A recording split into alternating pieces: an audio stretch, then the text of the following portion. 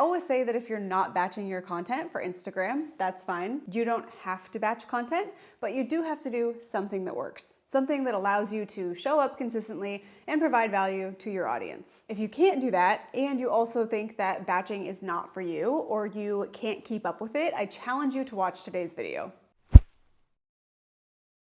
I'm Annie Miller, and I help you build a sustainable and profitable online health and fitness business without butt selfies or selling your soul to vanity metrics. Batching content is when you create mass content ahead of when that content is actually going to be released to your audience. In terms of Instagram, that more often than not refers to posts, not stories. Though you absolutely can pre-record stories or create graphics to use in your stories ahead of time for particular topics. This would make sense during a launch or a promotion of some kind. Maybe you have a weekly newsletter that you'd like to share and you have some kind of graphic for that you put in your stories on a regular basis. For today, we're focusing on posts and ways that you can go about preparing your content ahead of time so that when you do post that content, that's all you have to do. There's no in-the-moment creation. You can just put out that post and focus on interacting with your audience on the app. Why batch?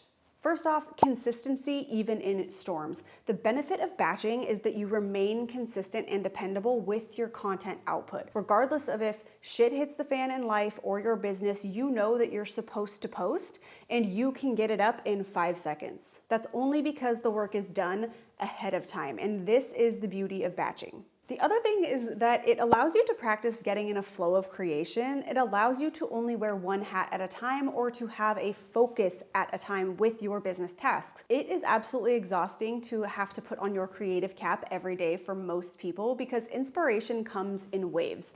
We aren't always creative every day or at the same time every day. We are going to discuss later in the video some options for people who prefer to post on the fly because traditional batching doesn't appeal to all personality types. But I do think that having some level of preparation and organization can help even those of you who like to ride that wave of creativity. Another benefit of batching is the separation of creation and posting.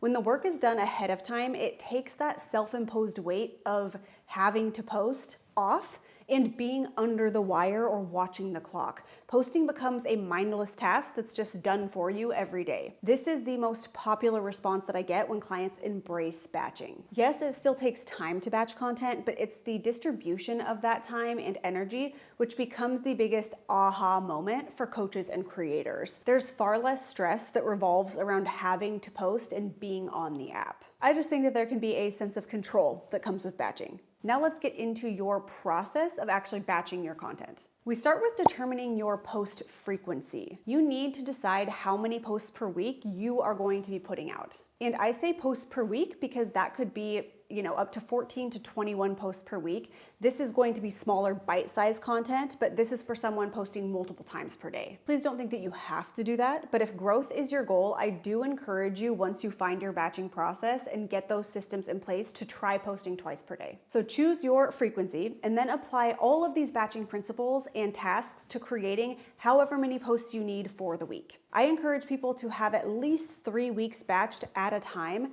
It's going to be double the work up front in order to get ahead. And then you have to stay ahead. This is one of the biggest misconceptions I see when people start batching their content. They batch their first set of content and then they wait until they've run out of content in order to create their next batch. When you have 1 week of content left in your prepared batch, this is when I would need you to create your next set. This is the key in order to stay on top of your batching and to continue experiencing the benefits. Otherwise, we just get into this perpetual cycle of getting ahead and then feeling behind, getting ahead and then feeling behind. It's all the same amount of work, but when we batch, we are ahead versus being forced to create in the moment. Some apps that I use and some stages of batching. Oftentimes I think when people hear batching, they assume that I am sitting down and coming up with all of the content ideas, creating the actual piece of content, the video, swipe graphic, writing the captions, and editing all of the video that needs to be done all in one sitting. That is not the case and has literally never been the case. I don't know anyone that does that. Batching, more often than not, happens in phases. The apps I use for planning and execution are the Notes app, Canva, Final Cut Pro, or the Captions app. We'll go over how each of those plays a role as I explain each phase of batching. These are the steps that batching entails. They do not need to happen in this particular order, but all of these things will need to take place in order for you to create content ahead of time. Based on your schedule and your time availability, you might do these things on the go. You might bust out 2 or 3 of them at the same time. You will find what creative process works best and feels most natural for you. And that's very important because I see the most resistance when people feel like they are being shoved into a box that they don't fit into from a creative standpoint. Whether you view yourself as a creator or not, you are. It's one of the biggest struggles that online health and fitness professionals face. I am a strength coach. I'm just a chiropractor, a registered dietitian. Well, guess what, Susan? You have an online brand. You're a social media creator and a manager now too. Congrats. I encourage you to embrace it because the best way for you to get your messaging across lies on the other side of you finding your own creative process. You've got your posting frequency. It's then time for idea generation. You can keep a running list of post ideas in your notes app or whatever makes sense for you. This is one that can happen on the go, when you're in the car, after you get off a client call, when you receive a DM. You jot down the topic idea for a post in this ongoing list. This could also be an actual brainstorming session where you sit down and list out as many content ideas as you can. Either one or both work. This little piece is not required, but if it makes your life easier, you can also make a note next to each idea as to which medium of content you think makes the most sense for a particular topic. Whether it should be a swipe graphic, an educational reel, a lip syncing reel, or something along those lines. Once you have that idea generation down, you're going to plug those content topics into your schedule. So whatever frequency you chose, you are going to decide what days those ideas are going to be posted on. I also do this in my notes app. I have a note for content ideas, and then I plug those ideas into my weekly schedule, which is another note. Sometimes that's posting once a day, sometimes that's posting twice a day. Next, you're going to draft those captions. From there, I personally write all my captions before doing the creatives. I write captions while I'm walking on the treadmill. I use voice texting in the car. I will write them in the shower or the bathtub. This is just what works for me. It's very rare that I'm sitting still and writing a caption. Again, this is why it's so important to find what works for you and your creative process. That's only going to come through trial and error. You might find that making your content idea list and then going straight to the creative is what you need to do first before you write your captions. I find that the captions more often than not help lead me to the medium of content that a particular piece needs to be. If it's a swipe graphic, I'm typically just taking the whole caption or parts of the caption and putting those directly into the graphic. If you've never considered doing that before, there's a little tip. You also just heard me say that I voice text a lot of my captions. If you find that you struggle with inserting your voice into your captions or any of your copy for that matter, this is a great place to start.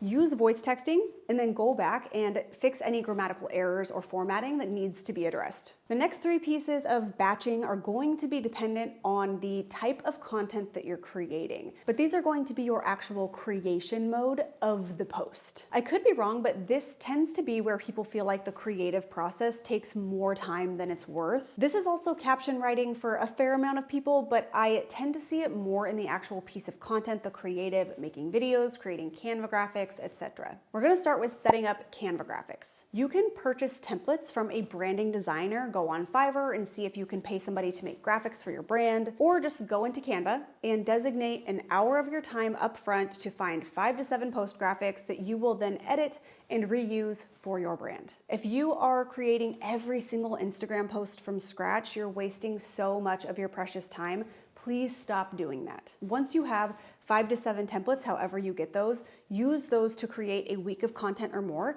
and then you can reuse them over and over and over again. You'll end up making small tweaks and changes, and they will likely evolve over time, which is fine, but they will make your life so much easier. Next is planning video, scripts, notes. With video, we have some options. We have face-to-camera video like this, and then we have different styles of reels. You can take a video of yourself lifting or making a meal and then put a voiceover over the top or text over the top of it. You can use trending audio or a song that you want in order to make a point with your content. I create most of my reel content directly in Instagram, especially if I'm using an Instagram audio, but otherwise I edit all of my video in Final Cut Pro. This is a paid program for Macs, I believe. I used to do all of my captions manually in Final Cut Pro, but I finally gave in to using the Captions app in order to add closed captions quicker, for my video content. Next is the recording and editing piece of video. So with the video, there are really 3 separate pieces. There's the planning of the actual video, and that will depend on the type of video you're creating. Some take more planning than others. Some take no planning if you are literally just pulling a video that you took off your phone and putting some text over the top. These are some of my best performing reels on Instagram. If it's not broken, don't fix it. Please do not do more work than you need to do, just like in health and fitness. Just be sure to leave time for recording a video and then actually creating that piece of content through editing or adding text. This is where the time can really add up if you're unprepared to complete all of the pieces for the video. As far as creating all of that, much like batching allows us to put on one hat at a time, even with creating different types of content, you have some options. You can go down your list of planned content ideas and create a graphic if it's a graphic, and then create a video if it's a video, or you can go down your list for 3 weeks or however long you want to create content for and create all of the swipe graphics and then create all of the videos. This is my preferred method. If I'm in Canva creating swipe graphics, I want to create swipe graphics. If I'm editing video, I want to be editing video. I do not enjoy bouncing back and forth between those 2 creative processes. Planning the grid. Should you plan your grid? This is optional from an aesthetic standpoint. I want my grid to be somewhat searchable by people who come to my page, but it's not going to make or break when I post something. I am aware that the aesthetic of my page is mostly organized and branded, but also if I go to somebody else's page and I'm deciding if I want to follow them or not, if their page is a mess, I typically am not going to follow. Again, that could be a me thing, but it's something to consider. Do you plan your grid or care what somebody's grid looks like, even from a navigation standpoint? Let me know in the comments below. I only put planning the grid in here so that if you want content to come out on a certain day, then planning your grid is one way to do this. You can use apps like Later, Plan, Planoly. I'm sure there's a ton out there now. I don't suggest scheduling from these apps simply because you want to be organically interacting with your audience afterwards anyway, but they can be useful to plug in your content in one place. For the person who hates batching or prefers to ride the creative roller coaster, it can be both. I like to be very planned in my content simply because my life has always been hectic, and if I don't plan ahead, it's not happening. That's just me. I do think that's the case for most people, but I also think that structure and batching can feel very restricting for different personality types as well. I also don't think that posting only when you feel like it is a great business plan. And we are on social media in order to establish trustworthy, dependable brands. Part of that comes through consistent value added to your audience, consistent connectivity with your audience. That goes back to why we batch. So I want you to leave room for creative waves. If you have something planned in your batched content, but you want to fly off the handle on some topic in the moment, then do it. Batching doesn't mean that you have to post what's batched. It gives you something to fall back on if you do not have the creativity in the moment. It rids you of that feeling that you have to post or you have to keep up with something when you don't feel like it. I also encourage you to batch when you are in a wave of creativity. If you wake up one day and you feel super creative and inspired, get the most out of it. You have a conversation with a client and it brings up several content topic ideas.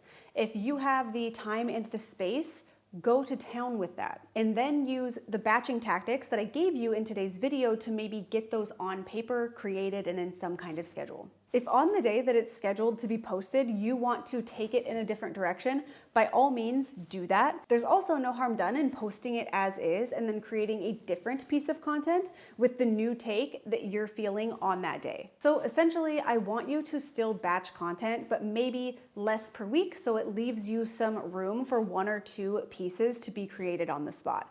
I don't want your mindset about batching to be the thing that holds you from getting out content to your audience when you have things to share. Whether you batch your content currently or not, I hope today's video gives you something to take into your future with Instagram. I will see you guys in the next video.